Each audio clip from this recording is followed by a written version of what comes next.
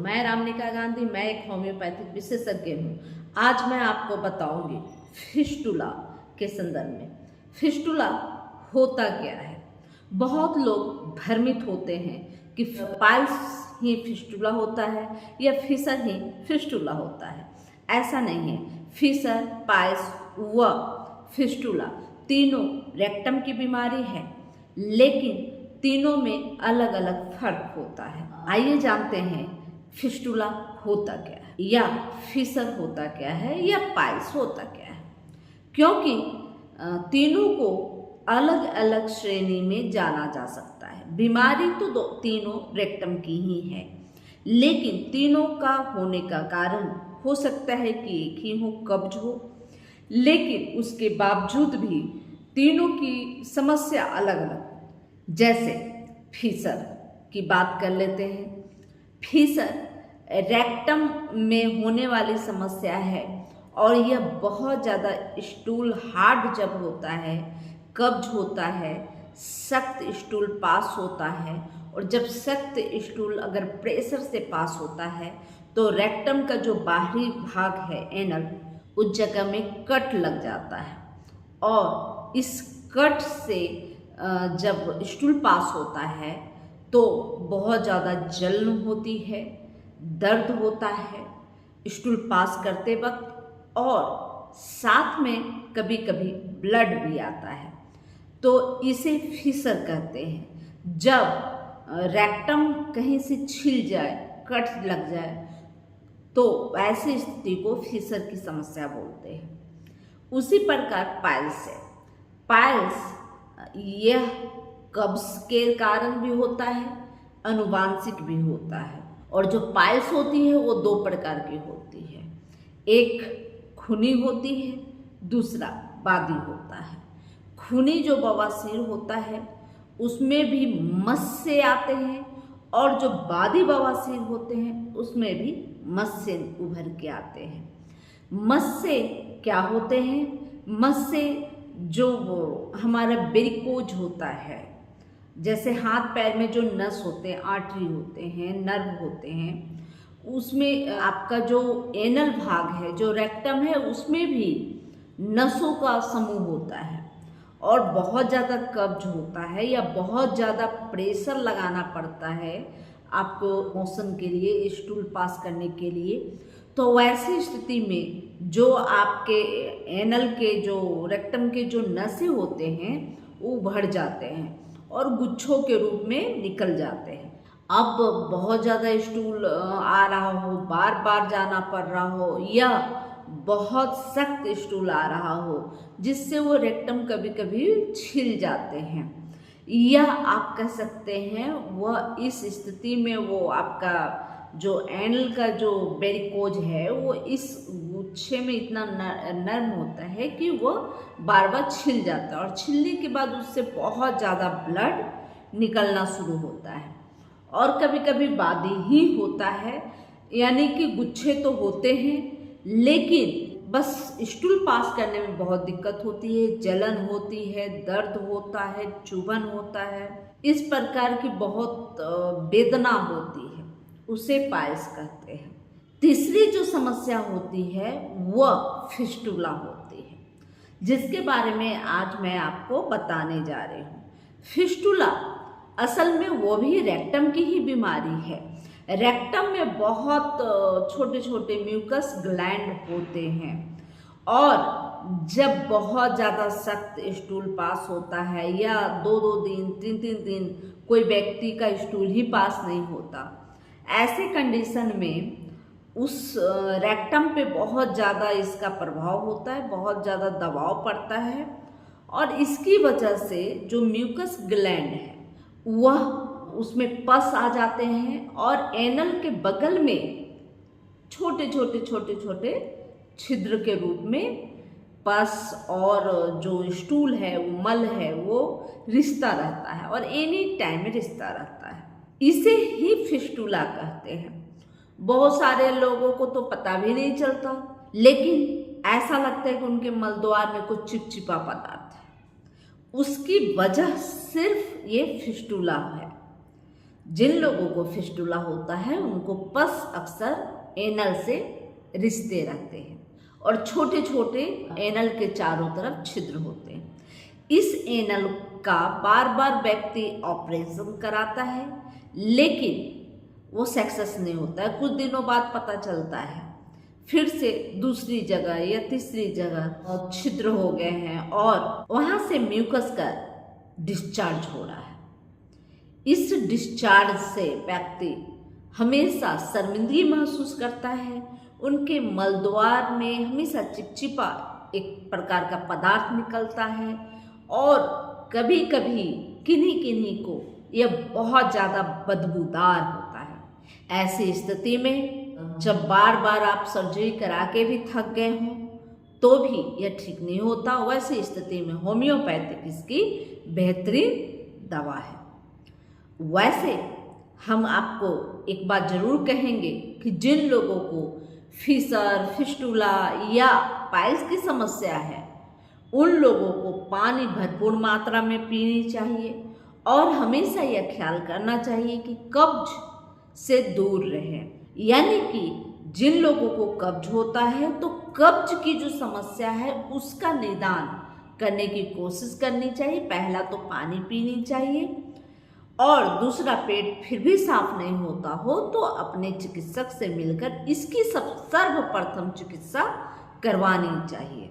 दूसरी चीज कि जब फिस्टुला का ऑपरेशन जब कराते हैं तो यह जान लेना जरूरी है कि आप इसमें चक्कू छुरी लगाने से पहले यह जान लीजिए कि यह कैसे यह आपको फिर से हो जाएगा या फिर से हो सकता है।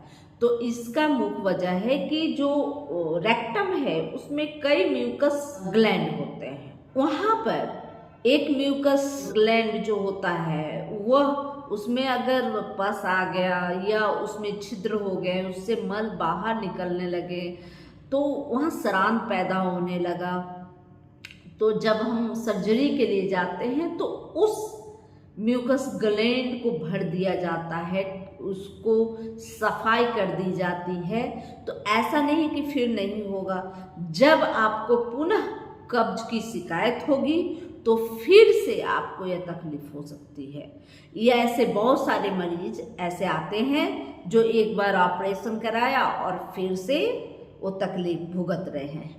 कुछ लोगों को तो बहुत जल्दी 2-3 महीने में ही ऐसा फिर से आना पड़ता है। दूसरा बहुत लोग 1 साल 1.5 साल तक तो ठीक रहते हैं और फिर से उनको दिक्कत होने लगती है। इसलिए हमेशा यह आपको याद रखनी चाहिए कि ऑपरेशन भी अगर आप कराते हैं तो उसके बाद कब्ज ना हो उसका सॉल्यूशन करना चाहिए। लेकिन बहुत मामलों में देखा जाता है कि जिन लोगों की प्रवृत्ति फिस्टुला की है वो उन लोगों को बार बार यह समस्या परेशान करती है। तो ऐसी स्थिति में होम्योपैथिक में बहुत सारी दवाइयाँ हैं, उन दवाइयों को लिया जा सकता है और फिस्टुला को हमेशा के लिए टाटा बाय बाय किया जा सकता है। साथ में जो समस्या है उसके निदान के बाद आप अपने आप को स्वस्थ हेल्दी महसूस करेंगे। और फिस्टुला एक ऐसी समस्या है जिससे व्यक्ति बहुत कभी कभी बहुत ही शर्मिंदगी जैसा फील करता है, क्योंकि कभी कभी किन्हीं के फिस्टुला में जो पस आती है ना वो बहुत ज़्यादा गंध से भरी रहती है और उनके आसपास बैठने वाले लोग को भी यह गंध का आभास होता है। तो इसलिए यह बहुत ज़्यादा जरूरी है कि उस फिस्टुला का ट्रीटमेंट करना जरूरी है। सबसे पहली बात अगर हम कर ले कि इसके लिए हमें करना क्या है, तो हमें अपने खाने में रिफाइंड चीज़ों का इस्तेमाल बिल्कुल बंद कर देनी चाहिए। यानी कि अगर आप रिफाइंड आटा यानी कि मैदे का सेवन करते हैं तो यह हमारे आंतों में चिपक जाता है जिससे कब्ज होने की संभावना बढ़ जाती है। बहुत ज़्यादा रिफाइंड शुगर यानी कि चीनी खाने से भी कब्ज की समस्या होती है। रिफाइंड तेल का भी बहुत ज़्यादा इस्तेमाल करने से कब्ज की समस्या होती है। और जो सैचुरेटेड फूड यानी कि जैसे डालडा, बाहर से जो पैकिंग वाले जो घी लेते हैं, घी बोलकर तो हम लोग लेते हैं, लेकिन वो वास्तविक घी नहीं होता। वैसे कंडीशन में वो हमारे लिए बहुत ज़्यादा हार्मफुल होता है। तो ऐसे भोजन को बिल्कुल त्याज्य कर देनी चाहिए, कोल्ड ड्रिंक का सेवन नहीं करना चाहिए और पानी भरपूर मात्रा में लेनी चाहिए ताकि कब्ज नहीं रहे। मोटे अनाजों का सेवन करना चाहिए।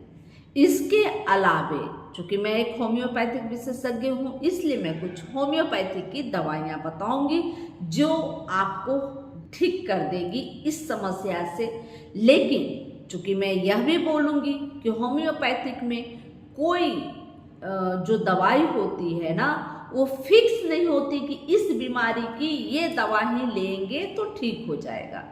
चूंकि फिस्टुला तो है, लेकिन मैं क्या बोली कि किन्हीं किन्हीं का बहुत ज़्यादा सैंटी बदबू होती है, किन्हीं किन्हीं का नॉर्मल होता है, लेकिन किन्हीं किन्हीं का चारों तरफ, एनल के चारों तरफ इतना पस डिस्चार्ज होता है कि पूछा ना जाए।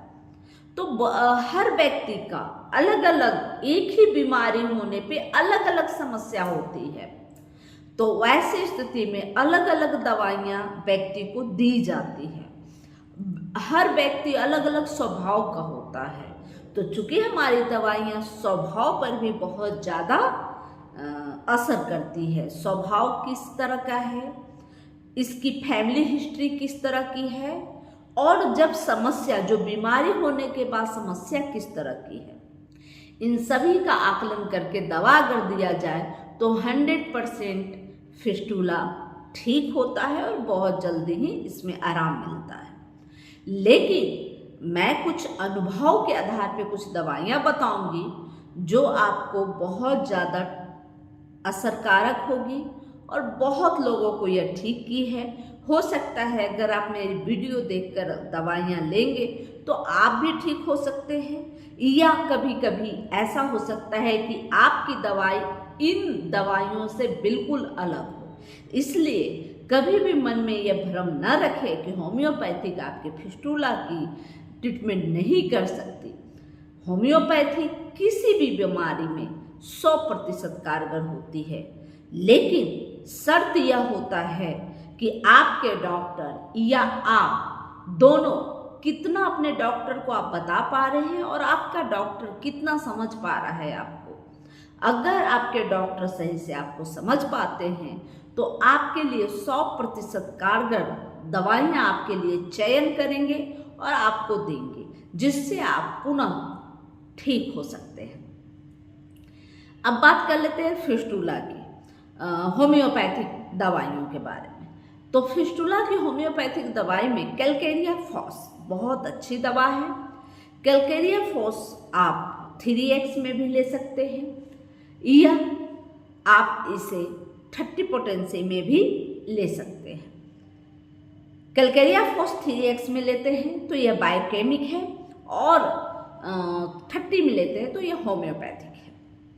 दोनों को अगर आप बायोकेमिक लेते हैं तो 4-4 गोली दिन में 4 बार आप लें, और अगर आप होम्योपैथी का उपयोग करना चाहते हैं, अगर आप 30 पोटेंसी में कैलकेरिया फॉस लेते हैं तो सुबह, दोपहर व शाम लें, 3 बार आप लें। इसके बाद आप साइलेसिया का भी उपयोग कर सकते हैं।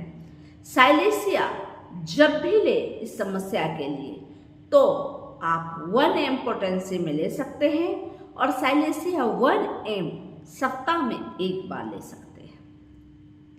इसके अलावे आप मायरिस्टिका एक मेरी फेवरेट और बेहतरीन दवा है।